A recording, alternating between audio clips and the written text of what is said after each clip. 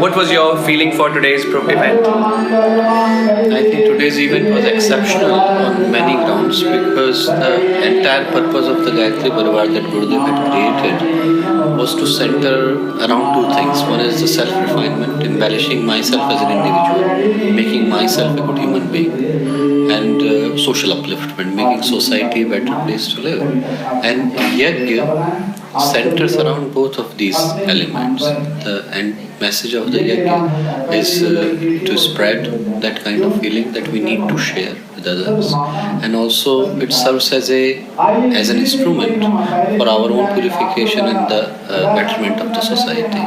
So while the purpose of conducting the Yajna was to spread that message, this also became special and exceptional because almost every single member of the Gayatri Parivar that is there in the United Kingdom managed to come here in spite of the bank holiday. And we are most grateful to all of them. Many people who have traveled from long distances, many people who have come from very, very long far, they all are receiving our cordial thanks, and we are most thankful to them because they came here to take part in this Yajna ceremony and also to spread the vision and mission of Puj Gurudev.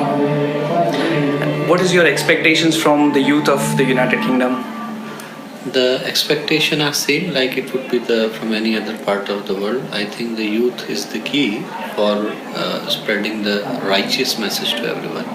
People really do not want the money. I think the problems that we are seeing right now are less of the crisis of human rights. They are morely because of the crisis of the human conscience. The people know what is right and what is wrong, but they still choose to do the thing that seems easier, even if it would bring pain and hatred to the other people. And the solution to such a travesty can only emerge from the inside of the individual. We cannot ask a law to be created for people to be happy. We cannot ask an act of the parliament to be created for people to remain stress-free. That has to emerge from within. The problems are outside, but their door is inside. Inner regulates outer being. And this can only be done if the youth of today could really live with that life where we may or may not have the money, but at least we would have contentment in our heart. We may or may not have big posts and other things to fulfill, but at least we would have direction to the life. The idea for this kind of the message to emerge from the youth is in the center of the Gayatri Parivar's activity, because whenever a revolution, not in the sense of people coming on the street, but in the sense of a paradigm shift of the consciousness, had occurred in the history of the mankind, that emerged from the people who were youth in their heart.